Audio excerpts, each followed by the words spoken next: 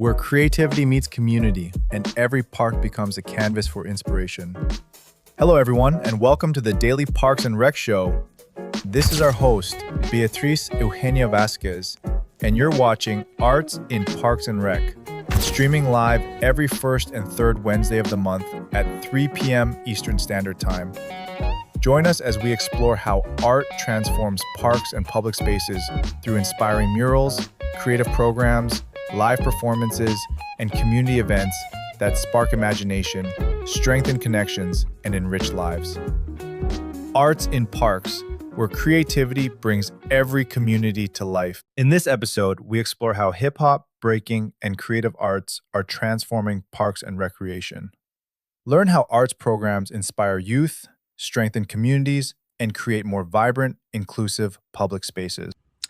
Hello, everyone. Welcome once again to the Arts in Parks and Recreation podcast. This is your host, Beatriz Vazquez, and I am so excited about our podcast today. But before I dive into who our guest is, I want to tell you a little bit about what's happening in the Daily Parks and Recreation show. We have about 16 podcasts right now, and they're streaming live every single day. Monday through Friday. So if you guys have any inquiries or you want pieces of advice or you need wisdom or you need inspiration for your programs, this is the place to come. The Daily Parks and Rec Show is doing an amazing job in bringing the community of parks and recreation around the country together so that we can all grow together, learn together, listen to experts in different programming activities, leadership, athletics, how to run your aquatics department, and of course, my podcast, which is showcasing the arts in parks and recreation, which for many years have not really been visible because people usually assume that parks and recreation is just what it says, parks and sports and recreation, but the arts are a crucial part of recreation as well. And so here I am. Today we're going to have an incredible an incredible guest. I'm the host. He's the guest. Maybe he might become the host as we go into the show.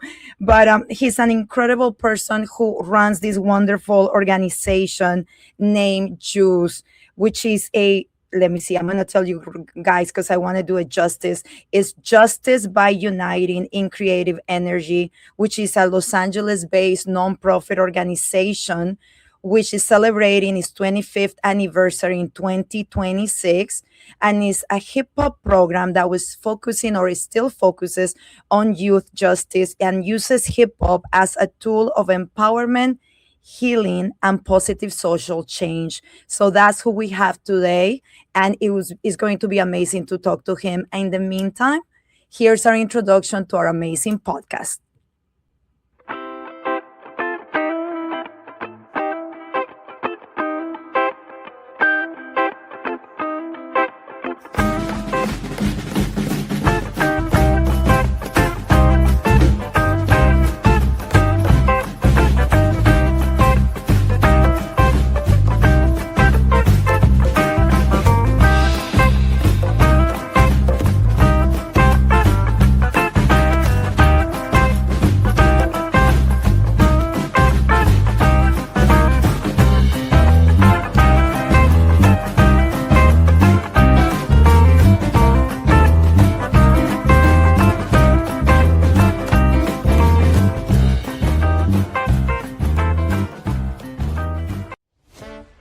Art has the power to transform spaces, to inspire communities, to tell stories that connect us to one another.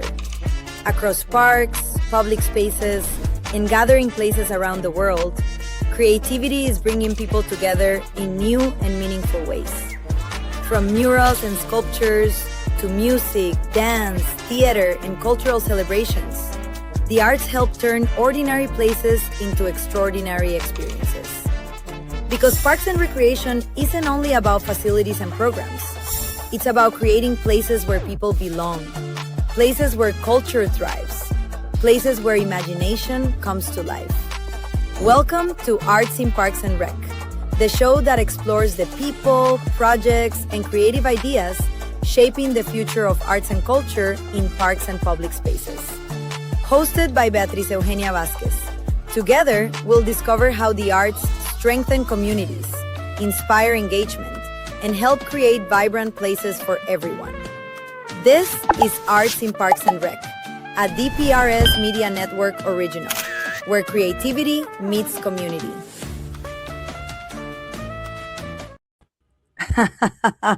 Hello, everyone. I am so excited. Eric, thank you so much for agreeing to be our guest today. Welcome to the Arts in Parks and Recreation. Thank you for having me, Beatrice. Of course, of course. So let's get to the basics. Let's get to the beginning of everything. How did you get started in hip hop? I came in from an interesting side. My background was in athletics, and I was a gymnast growing up. So I was introduced to the hip hop arts a little bit later in my life, primarily when I was traveling through Japan. I met a breaking crew in the Tokyo area, and I was attending a university out there.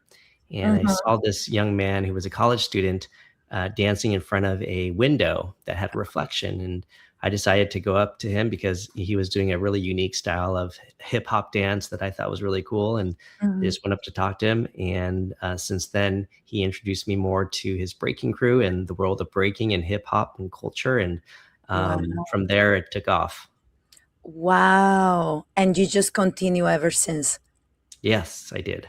Oh, wow. And then did you start dancing with groups? Because I know you guys in the world of hip hop, there's battles and all of those things. And like for me, because I come from the ballet and dance theater, which is it's a different world, right?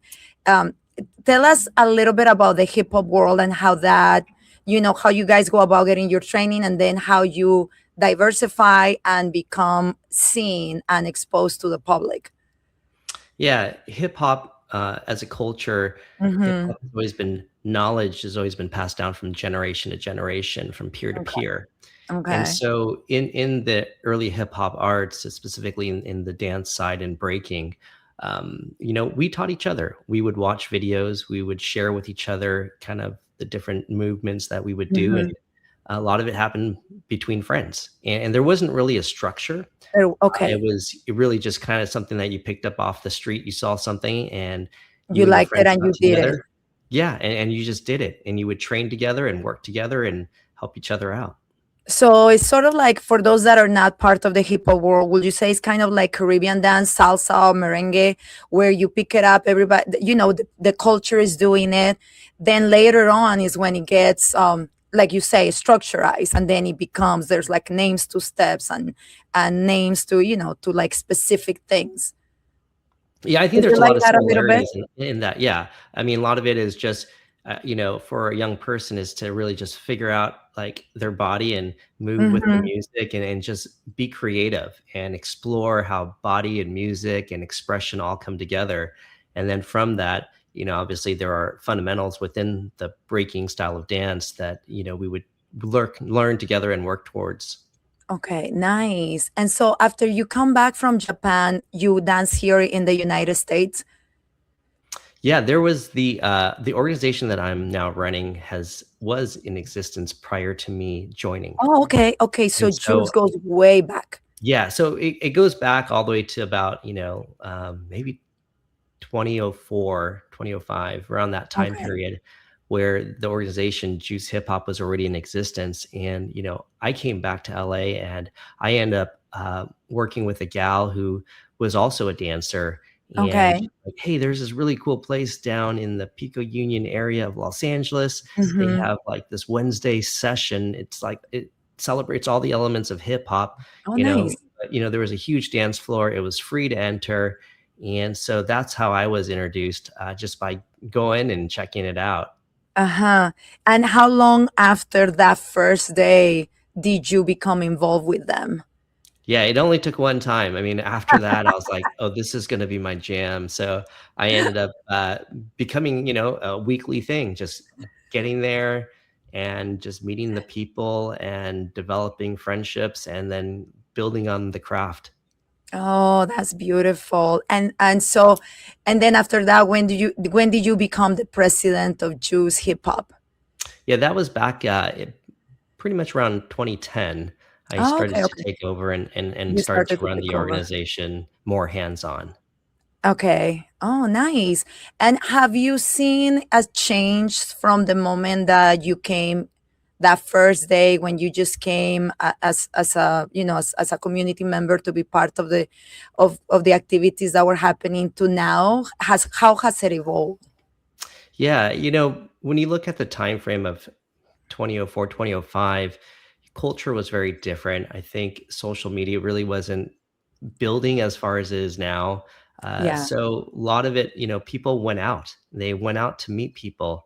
And so, the culture really was about gathering and it was about coming together. Oh, And beautiful. finding a free space was always really difficult to find. But Mm-hmm. this was an organization that provided a free space for the community. Over the years, I've just definitely noticed, hip hop has aged Uh-huh. with its participants. When I first Oh, started attending, there was a lot of, I guess, members somewhere between the ages of like 15 through 19 was kind of like a okay. common age range. Yeah. As years gone by, that age range continues to get older and older and older.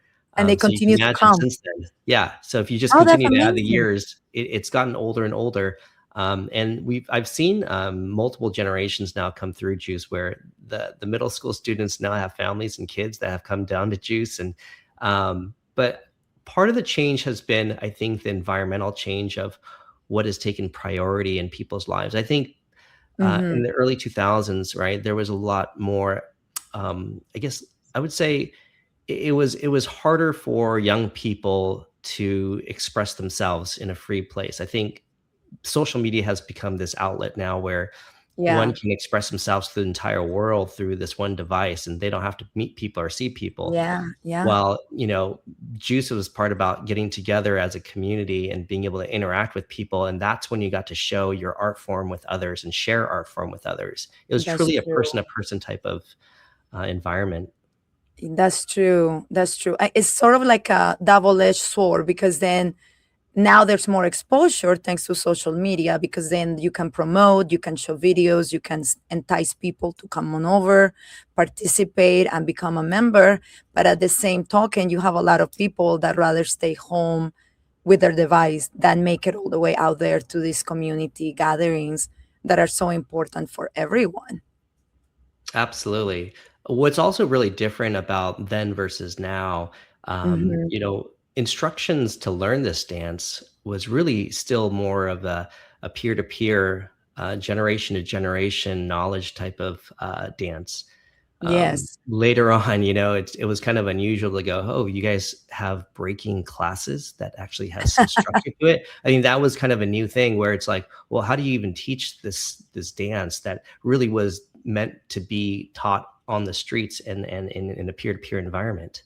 Wow. Yeah. It makes me think of flamenco dance because it started with the gypsies, right? And there was no structure, there was no names to steps. It was just like the elder will go taka taka taka paka taka taka taka taka taka pang. And then the person, the kid, whoever, right? They will just follow and try to get the rhythm and try to get the clapping and all of that. And hundreds of years later, now there's like a whole academia of like, flamenco and Spanish dance. But so I think a lot of our art forms begin originally as part of the culture, part of the people, and as it goes by, as the years go by, they eventually become part of a structure, and so that's where it gets a little bit difficult because then how do you include everyone in this new structure, right? When it becomes about classes and paying for conventions and paying for all these things where now people have to pay if they want to take a class with like a prominent hip hop dancer or prominent break dancer, right? Absolutely. Well, and just another element that was really important, I think, back then and also now is the culture is comprised of really four artistic elements that we have, the original four artistic elements, which involves Hmm. breaking, DJing, emceeing, and graffiti art. And, Okay. and we have always done it in the past in under one roof. meaning that Uh-huh. is hip hop culture, to come together under the one roof to be able to celebrate the elements of the hip hop arts. And a lot All of the together. yeah, all together. A lot of All the together. members were also DJs. A lot of them Uh-huh. also did graffiti art, and some of them also did emceeing. Okay. And that was a really important part of the culture, is to be Mhm. together, to keep those elements together, to celebrate together. Yes. Over the years, it's become, I think space has always been a difficult thing to find, and being able to have all the elements under one roof has always Mhm. been pretty tricky.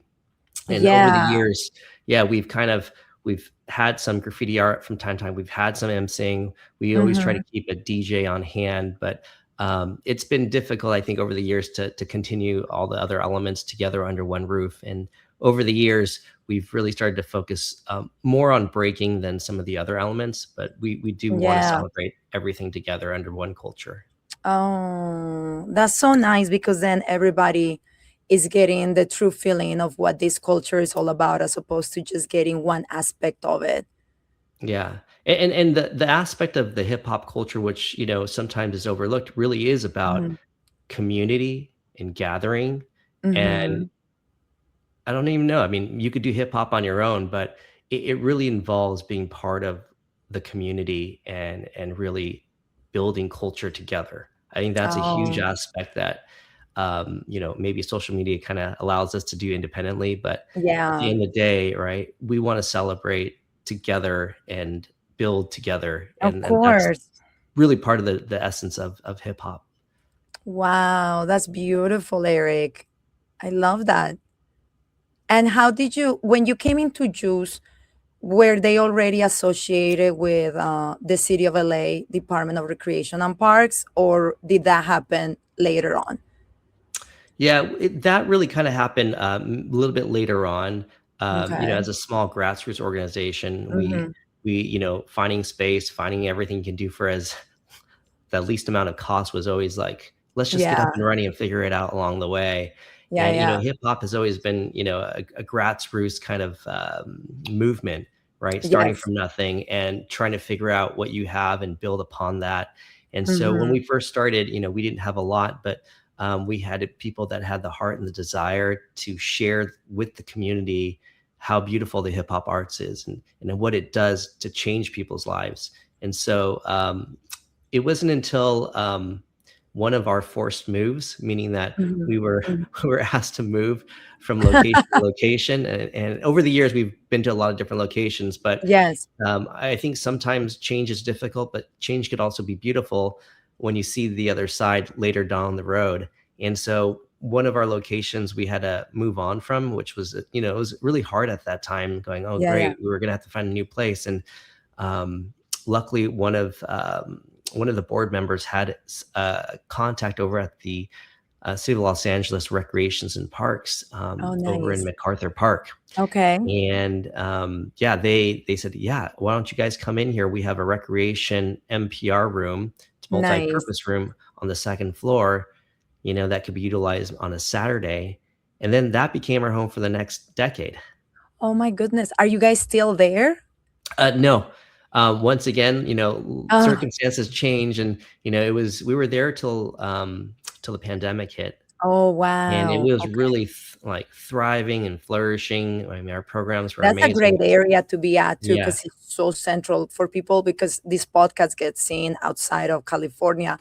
The MacArthur, right? MacArthur Park. MacArthur Park. Yeah, Yes, it's so central to LA with incredible, amazing transportation. You have metro arrives there, the buses arrive there. So like the way to arrive to this location is just there's so many facilities. And then on top of that, it's a community of immigrants, right? The neighborhood is made up of all these different ethnic groups. So the diversity is huge.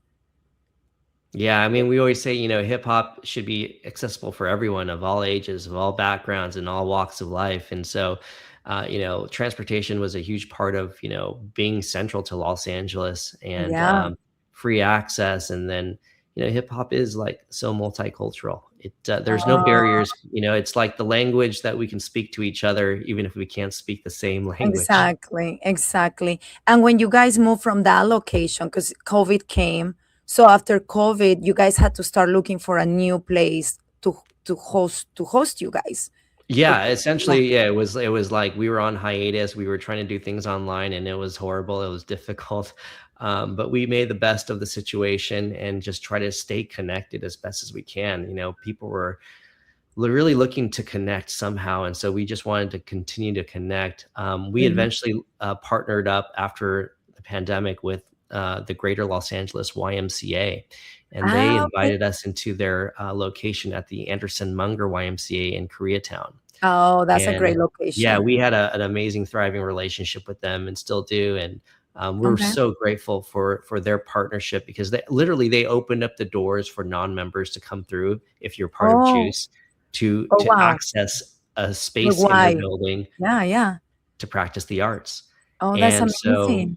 yeah, I mean, I'm really thankful for the Greater Los Angeles YMCA So who are you for that. guys partner with? You guys are partnered with the City of LA, City of LA Department of Recreation and Parks, and you guys Yes. also partner with the YMCA. Correct. So we've actually had a lot of different varieties of partners over the years, and we still continue to have different partnerships, whether it be events, teaching series, or whatever it might be. But yes, so currently we're with the Recreations and Park, the City of Los Angeles. Um, Prior to the pandemic, too, we also had partnerships with the County of Los Angeles Parks and Recreations, where Yeah. we utilize a county park to host a Saturday session. So we used to Oh, have nice. programming multiple days, Oh, both the wow. city and the county at both of their recreations and parks and recreations. I Um, know. That's amazing. And for those of you that are outside Los Angeles, I know the podcast, Parks and Recreation throughout the country. Most of the I don't even know how to describe it, but most of it is called Parks and Recreation. Here in Los Angeles, we have two. So we have Parks and Recreation, which is usually associated with the county, and then you have Recreation and Parks, which is only associated with the city. So that's also a thing that I'm going to have to figure out how to explain to people because I get asked a lot about that. And I think it's just because Los Angeles is so huge and so big that a lot of cities are independent from one another. So, like, the city of Los Angeles has to have its own department as opposed to, the LA County, which covers the entire LA County, which has multiple cities within. So, that's something that I will bring up in my next podcast once I'm also educated about it because it's so extensive, but I think it's so beautiful. So right now, currently, how many classes or how many days per week do you guys meet? yeah, so we've been consistently meeting since the very beginning of its inception, every week, once a week, rain or Okay, shine, and we continue to do that. At one point, we were meeting multiple days a week, multiple days. um, Okay, but and right you're now back to we're one day. meeting. Yeah, we're meeting every Wednesday currently, and over at Pan Pacific Park Oh, in Hollywood. nice. Oh, that's a beautiful, beautiful Yeah. part. So we Yes. have that programming, and we've been there for over 2 years now, Okay. and just continue to do Wednesday programming, and then we do other programming days from time to time in a series, and When you they guys are open up guests the or park. something like that, Yeah, like they they do invite events. you. Yeah. Yeah, they do events there, and we always participate in all the community outdoor events over at the park. Nice. And yeah, we also host our own events there too. So it's been grounding to have a place to call home, and Yes, absolutely. I think every and artist mhm. needs that. Yeah. Where you can So practice, where you can rehearse, where you can hold classes and meetings. And on this one day a week where you guys meet, is it open for all ages? yes, so typically we meet more towards the evening time, so it tends to bring an older crowd in, Okay. the after work kind of young person crowd. And Ah, then, okay, but okay. it's for all ages. And then during the year too, we do a handful of series of classes for kids. And so we do a lot of Ah, kids classes as well, and then kids events as well. And so oh, we do that's that throughout the wonderful. year to introduce them to the style of hip hop dance called breaking and the movement of That's breaking. amazing. Joby, I think this is the great time to send one of those videos to our viewers right now so they can check out what Juice does. If you want to pass that video. Oh, there it is. Look.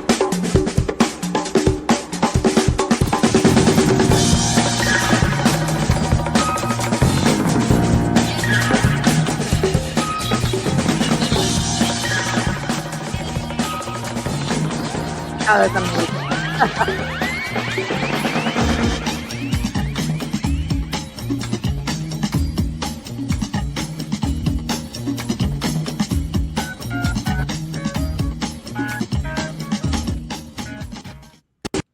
Yay, that was Yeah. incredible. The music, everything. And so what do you say if you have an older person come and they get intimidated by the moves they're seeing right now? Do you still Yeah. embrace them and bring them in? Absolutely. Hip hop is for all ages, and if you look at the age of hip hop, we celebrated years back the 50th year anniversary of hip hop. So hip Wow. hop is certainly aged with different generations, and so I would say keep moving. I think hip hop is for everyone. Yes, Your own way of expressing movement, and it keeps you young. I know. I think sometimes people assume, right, that what we just saw is what you have to do. And a lot of times they get intimidated. Maybe they love the music, but then, like they get like, oh, but I can't do what they're doing. So it's not for me. I love the music. I love the jam, but oh my God, no, I could never spin on my head. And they Yes, forget.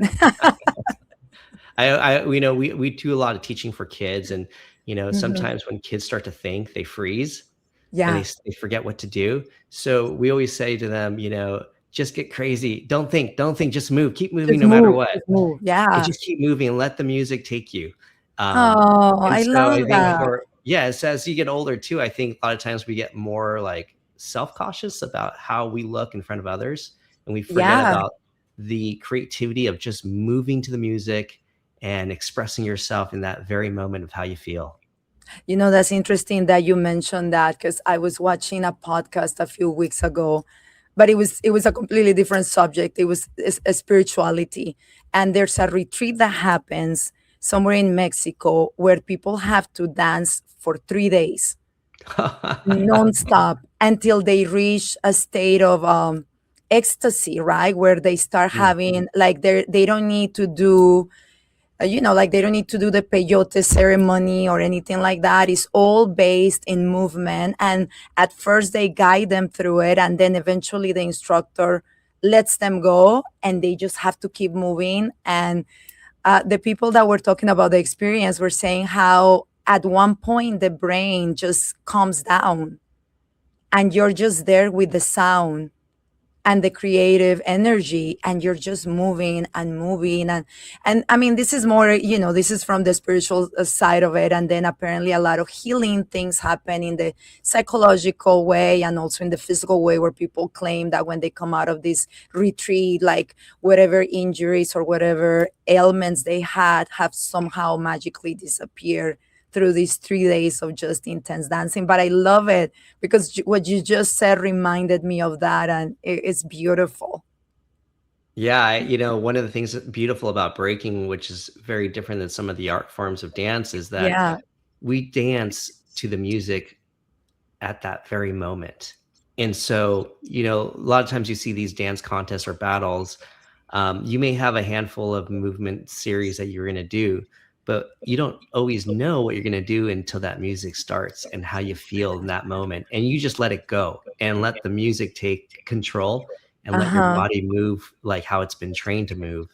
And so Oh, that's breaking really beautiful. is the true expression of freedom of movement of Being that in the moment. moment, yeah, in that Yes. moment, you have to be in the moment, paying attention to the sound, which is beautiful. Oh, Eric, thank you so much. Well, we're going to go into our first break right now with some words from our sponsors and from the people that make our podcast, all 16 of them possible throughout the week, so that we can come to you into your computers, into your devices, so you can get all the wisdom and information that you're looking for. In today's parks and recreation industry, communication, safety, and efficiency go hand in hand. That's where Outdoor Link comes in, delivering smart technology that empowers city departments and community planners to do more, smarter. Outdoor Link's platform connects and automates everything that keeps your parks running smoothly, from lighting and locks to signage, water features, Wi-Fi, and digital advertising. Control and schedule park lights for safety and energy savings. Remotely manage facility access. coordinate fountains and splash pads, provide public connectivity,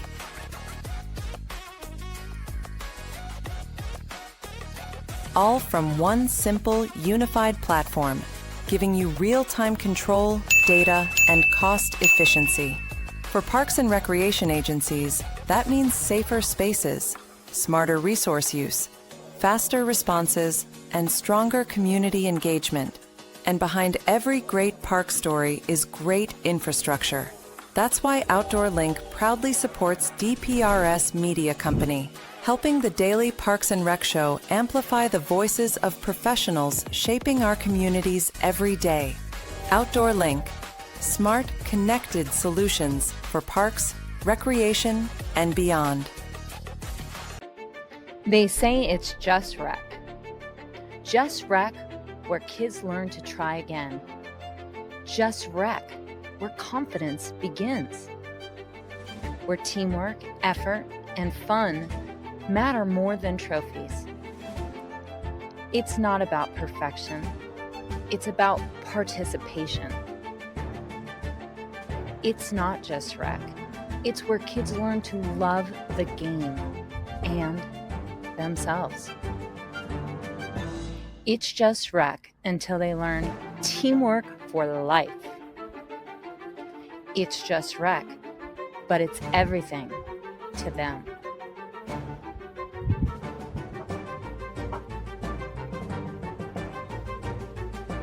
It's more than rec. It's a movement. It's just rec until you realize it's shaping the next generation. Together, we're not just running programs. We're building a culture of confidence, connection, and community. Join us. There you are. Hello, everyone. Welcome back. For a moment, I didn't see you, and I thought, oh my God, where's Eric? I don't see him. But there you are. Okay. Well, let's continue. I have so many more questions for you because this is so interesting to me because I come from such a different world where everything is super rehearsed, super structured, there's really not room for lots of improvisation when it comes to like dance theater or ballet. Like we rehearsed until the very little gesture, and that's what we put on for the audience. But in you guys' case, it is more about improvisation. So how do you blend the two? How do you let me rephrase this, or like really, I need to think how I'm going to ask you this question. How do you teach structure techniques of breaking and still encourage the kids to improvise and find their own voice? There you go. I found it. Yeah, great question. So in breaking, we actually have fundamentals that we teach. So Okay. there's a dance that you do on your feet. There's dance that you do on your hands and feet. There's Okay. dance moves that you do when you stop and Okay. pause. And there's dance moves that you do the spins and the twists, the jumps, and so forth. So we actually break it down for a lot of the young kids into those different elements, right? And we would teach them a specific movement that's in breaking that's saying, Okay. hey, when you're on your feet and you move your step forward, and we call this a front step. And so Okay. we teach the technique of that one move. And then we would teach how to come up and come down. And Okay. then what we would typically do is then we go, all right, I want you to add your own, we call it your own style to it, Oh, like nice. your own personality to it. Because, what happens is once you become very proficient at the fundamentals, then I think at that point in time is kind of where you create more of your own identity in that move. Because it'd be so boring to watch everyone do the same exact move, the same exact way. Yes. Hip hop really was celebrated about, being an individual, about your own creativity. It's not about copying others, but it's about Yes. making the movement your own. And so we want, to encourage the kids to be able to create these movements in their own, we call it in their own flavor or their own style. Okay. And That's beautiful. so once they learn that movement, then they'll probably add their own movement in their own style. But then we also say, all right, now between those two movements, go crazy and keep moving, right? Because I think once you start to explore how to get up and get down and then Yeah. do those moves and you combine them and you mix and match them, This is now where you start to get creative and going, well, I can connect these two moves together Oh, by nice. doing this. And if I slide this way and churn, then that puts me into this move. And now I can keep going and doing that same, movement. So, we teach basics, and then we teach the So it's like creativity teaching side. vocabulary and then they put the words together or the sentences together. Yeah. That's the class I need if I wanted to do hip hop. I'm scared of hip hop. Yeah. I think if you've been trained to do like choreograph routines, the idea of like, how do you just let Let go and go. create your own Yes. style in that moment sometimes could be very different than what you're used to. Yeah, it's a scary thing to think about it, like letting go and just being open, but it's such a good practice at the same time for those people that have never done it to just let go and be in the moment. Because this particular dance, break dance, is just about being in the moment and being present, right? Oh, absolutely. It's all about that expression of how you feel in that moment and how that music changes you. What do you think is one of the biggest misconceptions parents have about breaking before coming into you guys' activities and classes? Yeah. So a lot of parents understand something called hip hop dance, right? Yes. And even hip hop dance is something that we always question, goes, what is hip hop dance? Mm-hmm. Because when we look at hip hop dance, it all depends on the instructor and their background, because they're going to teach their own method of what they believe hip hop dance is. So in the Yeah. culture, right, breaking really is the original style of dance in hip hop. Okay. Okay. So a lot of times parents would come and say, "Oh, is this a hip hop dance?" And so I would always have to be clear that this is what we call breaking, and it's a style of dance that we dance on our hands and feet that involves spins, jumps, twists, and Yeah. Yeah. more acrobatics, right? Less choreography, less like things that you would see on television in music videos as a Yeah. group. So I think And I that's a think misconception. I think the majority of people assume hip hop because of the, of television and music videos and concerts and the Super Bowl and this and that. That's what they imagine that is going to be. And when they go to classes, that's what they're expecting. Correct, correct. So yeah, there. So within the genre of hip hop, and they say hip hop dance. I think most people believe that it's just going to be more of what they think it is on television, the choreographed style of dance movements, Mhm. right? Yeah. Um, and then breaking is a very different style of dance, to some Yes. extent, where it's a lot more physical and demanding, and acrobatic. Nice. And breaking is open once again for all ages, regardless of your ability, right?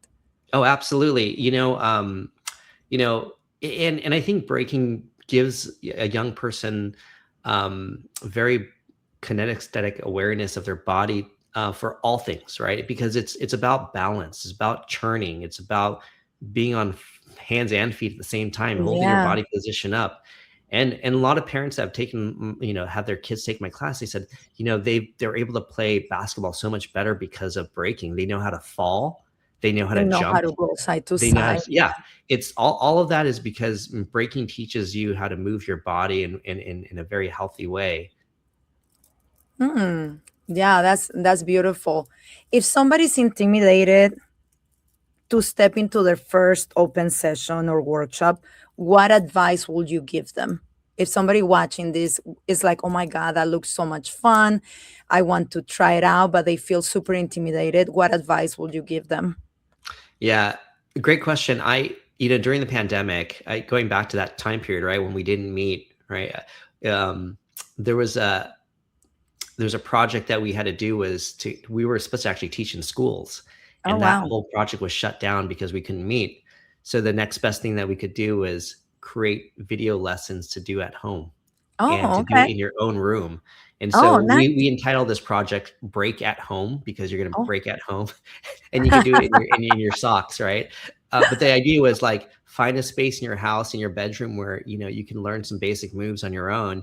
Oh, I And should have then when you taken that. Where were you? Yeah, Why didn't I see you? yeah, It and was then my and then chance. from there, like if you really need, it's like, then you can, then if you have that, that courage to take it to a place that could be seen, Yeah. That would be the next step. At least you'll have some background knowledge on what to do so you don't feel so intimidated. But dance, like anything else in front of people, is kind of like singing. If you've never done it in front of people, it's super Mhm. intimidating, especially when the crowd is really good at what they're doing. Yeah. And And then so, you guys happen to have a crowd that is a really cool crowd. So it's not just about the crowd, but then you look at the images and you look at the videos and everybody looks so cool. And, it's like such a good vibe that you feel like, oh my God, I don't belong there. yeah, I always tell everyone that's starting is, we all started where you were. Uh-huh. All of us started where Everybody you does. were. But I think And we so, forget about that, Eric. It's so funny. It's so hard to be a beginner once again, right? Once you have accomplished so much in whatever areas, it's such a humbling experience too. And sometimes I have found that the best things come from when you take that jump and you go, okay, fine, I've never done it. I'm gonna give it a try. And if it doesn't work out, it doesn't work out. What's the end? Like what's the worst that could happen, right? And then you realize, oh, wait a second, I do enjoy this. Like I didn't think I was going to enjoy it. And the first times are going to be a little bit challenging, but as you give it time, a lot of times I think if we remind ourselves of those experiences where we were afraid and we jumped at it, we tried it and we were successful, we will continue trying new things. But I think a lot of people, as time goes by, they start closing off and they start going like, oh, I'm comfortable where I'm at and this is what I'm gonna do. I'm not gonna explore anymore. So I think this podcast is for you guys out there. You need to come and try it out in whatever neighborhood you're at or state or city. Go and try something new. Go try breakdance, find your local group and join it. yeah. Yes, Jovi, go ahead and give us the next slideshow so people can see how beautiful this is.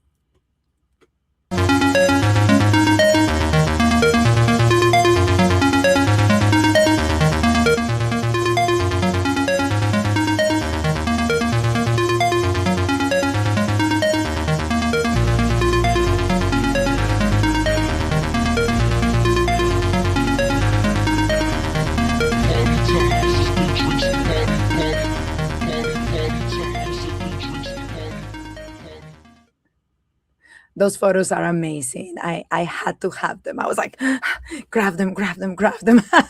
Yeah, that was over at MacArthur Park when we were over at MacArthur When Park. you guys were there, yeah, it Yeah. looks amazing. It looks beautiful. I have a question for you. Breaking has become so popular over the years.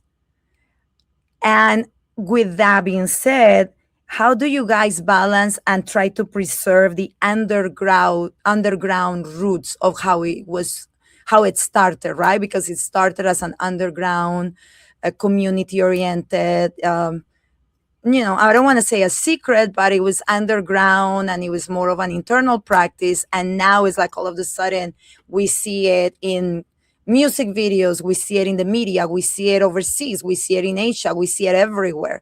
So how do you guys try to keep it back into the roots and how its origins were? Yeah, and I think it's by continually keeping program moving every week. Because when someone comes into Juice and they see what we're doing, it Mm-hmm. reflects the culture specifically about community, about teaching, about all generations, about, no boundaries, and about freedom of expression. Oh, And that's the things that we beautiful. do today really reflect the elements of the hip hop culture that we're still preserving. So when we go out into the community and we represent the hip hop culture, they see us. They see what we're Mm-hmm. doing. They see, that is not what they think, that maybe they had a different conception because they saw something on TV. They go, oh, wow, this is really about peace, love, unity, having fun, getting together as a community, teaching each other, helping and supporting each other, and being the best person you can. Wow, that's amazing. I think you're making me feel like Recreation and Parks is so lucky to have an organization like you guys because, well, in my case, that I have been dancing in so many dance studios and everything, the atmosphere at dance studios is so different sometimes. And those dance studios offer breakdance, hip hop. And so it creates a certain kind of I don't want to say culture, but it creates this kind of idea. So when students walk out of there, they have this idea of what breakdance and hip hop are, without realizing that they are missing a big chunk of the cake because they were just presented 5% of it, but they were not presented with the whole thing. That is what you just mentioned. So this is incredible. And thank you so much for doing that for the city of Los Angeles. For those of us that are here, I hope that there's a lot more organizations out there doing that as well. And talking about this, I want to hear the stories. Like, have you had amazing, successful stories of kids that began 15 years ago and that they have moved on to pass down this knowledge and are working now with you guys, not as children or as being the students, but now as also being some of the leaders and guiding the next generation of dancers? Yeah, I mean, I think that definitely hip hop has gotten older as we've gotten older, and everything that the young people have kind of felt, experienced, and learned, and they reflect a lot on their life. I think they look back on their experiences and how hip hop kind of really helped Mhm. create and shape where they are today. I've got to work with, early on, a lot of middle school students that are now Uh-huh. full grown adults, families, and they have their Oh, own children. So that oh, kind of that's shows so you how sweet. long I've been around the organization.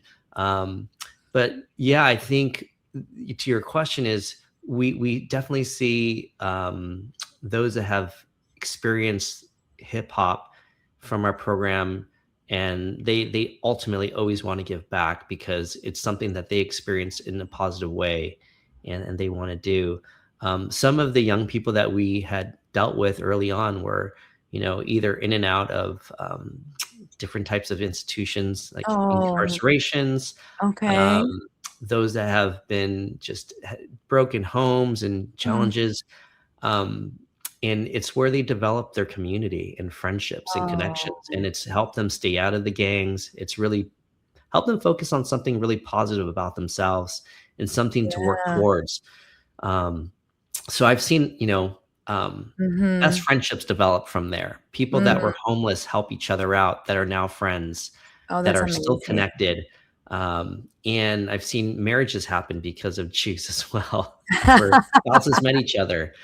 So when you create an open space for community and gathering, Yeah. you really create something special.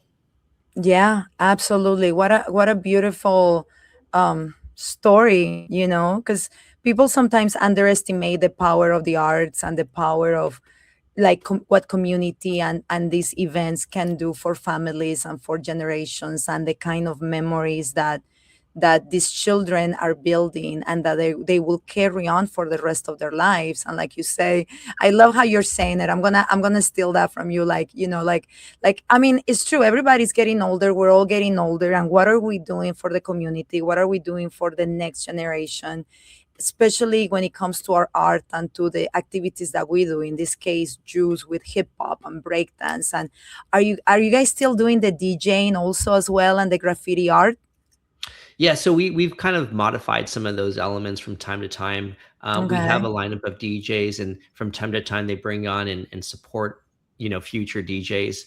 One of our DJs Oh, now, he uh-huh. was mentored by a previous DJ, and so you see like all the techniques and everything that he's learned from a previous From the DJ. previous DJ. Oh, I Yeah, love and that. now he's running shows, and now he's teaching the next generation of Oh, DJs as that's so well. sweet. And then with graffiti art, we sometimes open up like a table where a lot of different Mhm. artists come and just kind of do their thing, and they just have fun together and draw together, write together, and do those things and connect. And within the hip hop culture, a lot of the artists, they do Mhm. multiple elements. The breakers Yeah. also are graffiti writers, and some of the Yeah, graffiti yeah, yeah, writers are yeah. MCs, and so we see the That's cross between all amazing. of them. Wow, that's amazing. So you guys do offer DJing instruction to those children that want to learn, or Yeah, teenagers it who happens want to learn. more of a kind of a, maybe a less structured method at Ah, this okay. point, although at times we've had structured lessons. Lessons. But Okay. yeah, but right now I think we have it more a little bit more of an impersonal kind of, if they want to learn for the day and they want to understand Like how if they this see all you works. guys and they come over and they're like, Yeah, hey, and they start yeah. looking, you just let you allow them to come and be like, touch the equipment and Oh, start playing. absolutely. Yeah. Oh my That's goodness. part of the fun, right? As being a kid is to see like, oh, what does all this mean and how does this all work? And I want to touch it and push the buttons. So those I are think things all that the we kids, yeah, encourage. that Yeah. that will always bring all the kids around, because they're so curious by nature. They want to learn. That's so beautiful. That's so beautiful, Eric. How do you see the future of Jews for the next years coming ahead? How do you see? Do you guys have any plans of expansion, reaching out to other cities besides Los Angeles? Um, Branching out, maybe some of the kids that started that are now adults. Yeah, so I have, I guess, my own personal vision of like where I Ah, would okay. love to see things, but Yes, tell um, us, tell I, us. I think two things. I think in the next couple of years, right, I'd love to have a few more days of programming weekly in different Oh, yes, locations. yes. Like I said, but one time, I mean, we were programming almost 3 times a week in different That's locations. amazing. So I'd love to get back to have at least a couple locations to be able to provide, breaking and music and art to a different area of Los Angeles, Mhm, because Los mhm. Angeles is so huge. Yes. So, love to be able to do that, whether it's on the east side or the west side, to just Mhm. to be able to have a space for that. And then, I always envision like it'd be great to be able to really bring up the next generation of breakers. And the only way to do that really is to create the opportunity for them to be exposed, to learn, and Yeah, also have a place to go to, right? I think even today, breaking the accessibility, you really have to find where this is happening at. It's not just like you go anywhere and it's like, oh, I want to mhm. learn how to break, and here's where you go. You kind of almost have to search it out, like where are these places that are offering this. So I That's would love to true, yeah. see, breaking like at every single recreation and park Oh, in that would be the city of Los amazing. Angeles, having a class, to be able to go, hey, I want breaking to be, part of like any other sport um, that the park offers, like basketball, like, hey, Yeah, where do I sign up for breaking? And have it at every park, and have, battles at every park, and, really build up the youth in this world, because they are truly kind of be able to share, the culture and knowledge on after yes, we all pass. absolutely. So we need to find, those few people that are just really gung ho about the culture, about sharing the culture, and about, passing that along to the next generations. Yeah, I think, and you said it right now. It's like it will be amazing if it was just as big as basketball, because when you think about it, and that's one of the reasons why my podcast exists, because when you think about sports, every rec center has basketball, every rec center has volleyball, every rec center has baseball.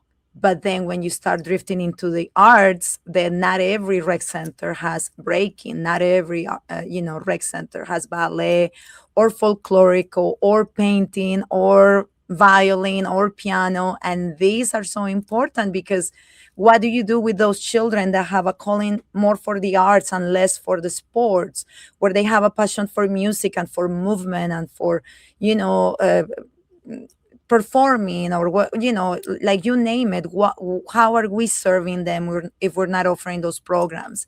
And then it gets reduced to them trying to find a private studio or a private school for music or for painting or for dance or whatever. And a lot of times those kids cannot afford it. A lot of the people in the community, especially nowadays, like everybody's struggling financially.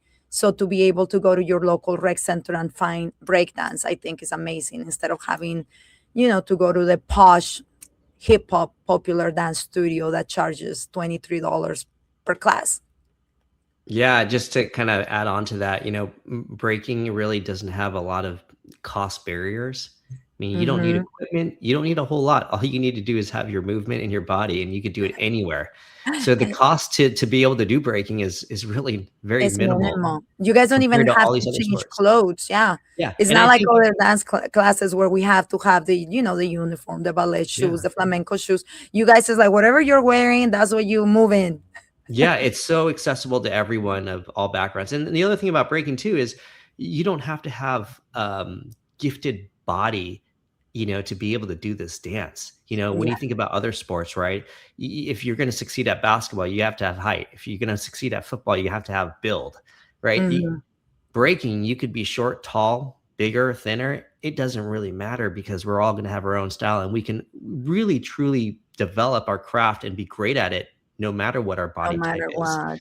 And I Yeah. think that's one of the things that breaking really has that some of the other sports don't have. When I look And at some some of of the the other dance yeah, styles don't have. I'm part of one, and yeah. yeah. Going back to one of your comments about like, you know, breaking, some of the kids that we've taught over the years that have now become adults, they were so attracted to breaking because number one, they didn't connect with like team sports, right? They were Yeah. super athletic, really built well. They knew how to move, but the team sports just really never interested them. Yeah. And so what breaking did, it opened up this like really cool movement, and they could use their athleticism to do something that they really wanted to do. And it really kind of took that entire crowd of those that go, team sports really isn't for me, but Yeah. this style of dance is because it's so Is yeah. physical and interesting. Yeah, absolutely. Absolutely. Especially, if they have this passion for the music, right? Because music moves the masses. And so it's like, a lot of times I see kids that they're like, they enjoy sports, but then when the music comes on, it's like they want to move and they want to explore. And it's amazing that you guys have provided that, and that breaking provides that for those kids that are super athletic but don't necessarily fit the aesthetic of like what ballet or other dance forms require. Well, they no longer require it because now we're becoming more open to different body types. That's kind of old world mentality, and we're trying to change that. But unfortunately, it still happens where there's a lot of criticism about, body types and this and that in other dance forms. So the beauty of breaking is that you can be short, tall, heavier, thin, however, and you can participate. And that's beautiful because it Yeah. includes everybody. Yeah, and then once again, like the unique style that you bring to the dance is kind of what's most celebrated, right? So you could have someone that's really fit doing all the acrobatic moves, and you could have someone that's, size plus, but doing really fun, happy moves that's like really creative with their Oh, that's body. And beautiful. and we have to judge who danced better, right? And it becomes a little bit more Difficult. difficult because both were so creative in their unique styles. And that's Oh, where, wow. the different styles of body and abilities really, can be head to head. Yes. Question. If you don't want to participate in the battles, can you still do breaking as Oh, a personal 100%. practice? Okay. Yeah, I mean, breaking really it's an art form, right? That is truly your own expression. Okay. There are obviously fundamentals, but yeah, I mean, a lot of times when we practice and we do things, it's about you. You're going to be doing Yeah. it on your own, and you choose whether or not you're going to go into that dance circle and cipher with others. It Okay. certainly is part of the culture and what we would, encourage, because when you really feel freedom is when you really are part of the larger community and you feel the energy of a dance circle. I mean, it's a Hmm. whole experience Of to be course. in like when everyone is just, there with their energy and you're dancing, and Hmm. it makes all the world of a difference. Oh, that's beautiful. Before we go, I want to ask you because you just said a key word, and I need to clarify that for all the people that are going to watch this. What is a cipher, Eric? Those of Oh, us that are not part of breakdance, what's cipher? yeah. So essentially, it's a dance circle, right? I think in simple Okay. language, where individuals will come and dance as an individual in this dance circle to show their movement. And so, Okay. and it'll also be kind of this competitive circle where the next person in would just jump in and want to show, the rest of the group that their dance is better. And then the next person would Ah, jump okay. in, and there's Okay. no time to spare. And you have to really fight your way in to show, that you're, I you're love it. dominating this dance group. Yes. And so when you come to a dance battle or when you come to one of the events, is there a structure to the event? Like starts with music and then people are just dancing around, and then when do they get into the circle? What is Yeah, the so there's structure of? different styles of we call it dance battles. Some are Okay. more of that we call it that dance circle type of style, Mm-hmm. and then the other ones are a little bit more structured, where it's you actually have a panel of judges, right? Oh, And okay. you go one by one, one by Ooh. one. And so, and then they would do multiple different rounds with the music, and they would be judged upon different criteria of musicality, the differences in all of their elements to make sure they hit it, their creativity Wow. side. And so there would be these different components that they would decide who was better at that dance battle. And it'd be, kind of a structure where you start off with, maybe 100, and it gets to 50 and 25 and then 10. I love that. That's fantastic. Well, that's amazing. Thank you so much, Eric, for clarifying all these things for us and for being here with us today, talking about Jews and talking about the organization, teaching us about certain terminology from the hip hop and breakdance world, for clarifying my questions and for just running such an incredible organization that is doing so much for the community of Los Angeles and doing so much for the youth of our community. Yeah, Thank you for doing that, you're Eric. very And welcome. if people want to find out more about you, what are your social media handles? How can they get in touch with Jews? Absolutely. Well, thanks for asking that question. So, Yes. if you want to find us on social media, we're at Juice Hip Hop. I always say like orange juice. So Juice Hip Hop, and you'll find us. And our website is juicehiphop.org. Certainly feel free to reach out, DM us, and then if you want to stop by at some time, consistently, we're right now we're over at Pan Okay. Pacific Park, City of Los Angeles, hmm and we're At there what Wednesday time? At what 7 to times are 9, you guys there on 7 to Wednesday? 9 p.m. Okay, so that people can reach and Yeah. go to you guys. And Yeah. usually you'll hear the music and you'll know where to go. And guys, if you're out of state and you need advice, or if you have a question for Eric in regards to finding an instructor for your rec center, I'm sure they can reach out to you, and through your contacts, you'll be able to refer somebody, right? Now, absolutely. If you need to contact us through email, we're at info@juicehiphop.org. And certainly feel free to DM us over on @juicehiphop on Instagram. Yes, guys, because I mean, technically, this podcast is for the parks and recreation community, for those parks throughout the country that are looking for programming, that are looking for activities for their children. And today, you guys just heard all the incredible things that breakdance can do for your community, for your kids, the athleticism, the artistic side of it. I mean, it's such a complete art form. And if you're interested in offering those classes in your rec center and you have no clue where to go, I'm sure that Eric will be happy, or Juice will be happy to guide you or get you closer to finding the right person to come and offer those classes at your particular rec center. Thank you so much, Eric, for giving us this hour of your time, for being open to talk to us. To talk to me, because I have no clue about the hip hop world or breakdance. And so I was a little bit nervous about talking with you, because I'm like, what am I going to ask? Oh my God, I come from such a different world. But this has been so enlightening and beautiful to hear and to see how the community has grown, how the dancers have aged and become the elders of the group. And it's beautiful. Thank you so much, guys. I also have to say thank you so much to Strategic Partnership Network, to Outdoor Link, and to the National Academy of Athletics for always supporting our podcast, for being part of the Daily Parks and Rec Show, and for supporting the arts in parks and recreation. I hope that you guys enjoyed today's episode. If you have any questions, message me. You can message Juice as well. He will be happy to reply to all of your messages. And until I see you next time in 3 weeks, actually, because it's only the first and the third Wednesday of the month. So I will see you the next Wednesday with another incredible, amazing guest, guys. Thank you so much, everyone. Until I see you next time. Thank you so much, Eric. Thank you, thank you, thank you. You're very welcome. Have a good one. Technology isn't just changing devices, it's changing communities.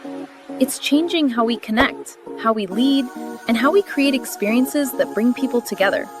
Because today's parks and recreation industry isn't only about fields, facilities, and programs. It's about innovation, smart systems, digital experiences, and the people transforming ideas into impact. Behind every thriving community, there are leaders embracing change. As technology evolves, parks and recreation professionals are discovering new ways to create safer spaces, stronger connections, and better experiences for everyone. This is where conversations meet innovation, where ideas become action, where parks and technology come together. Welcome to Parks and Tech Collective, streaming on DPRS Media Network. In the parks and recreation industry, attention is limited, but influence is everything. Every day, thousands of parks and recreation professionals make critical decisions. Decisions on infrastructure, programs, technology, and vendors. The question is your brand part of that conversation? DPRS Media Network was built to answer that question. We are a dedicated media ecosystem focused exclusively on the parks and recreation industry in the United States.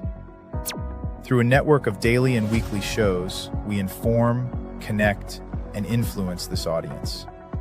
Our distribution spans multiple platforms: LinkedIn, Facebook, YouTube, X, Instagram, plus email campaigns, newsletters, podcasts, and live event coverage.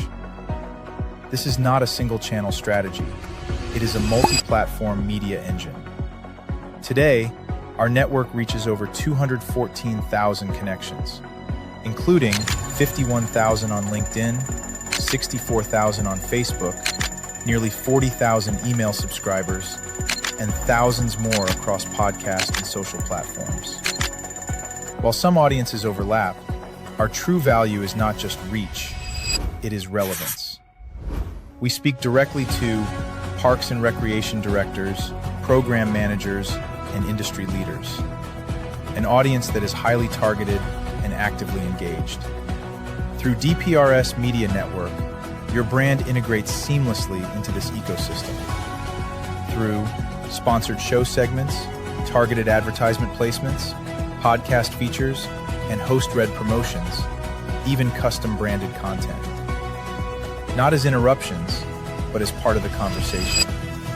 And we don't just operate online. We attend over 15 major parks and recreation conventions each year, reaching more than 24,000 professionals in person. Through live shows, interviews, and on-site media coverage, we position our partners at the center of the industry. Every piece of content we produce is amplified across our entire network. Multiple shows, multiple hosts, multiple platforms. Your message doesn't appear once, it multiplies. This is more than advertising. It is strategic positioning within a trusted media network built specifically for the parks and recreation industry. If your goal is to reach decision makers, build credibility, and stay top of mind, then it's time to partner with DPRS Media Network. Apply for partnership or sponsorship today. Let's position your brand where the industry is already paying attention.